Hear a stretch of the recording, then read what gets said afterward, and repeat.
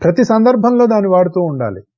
అంతేగాని కొన్నిట్లో వాడి కొన్నిట్లో వాడకుండా మనం రేర్ సెన్స్గా చేసుకోకూడదు.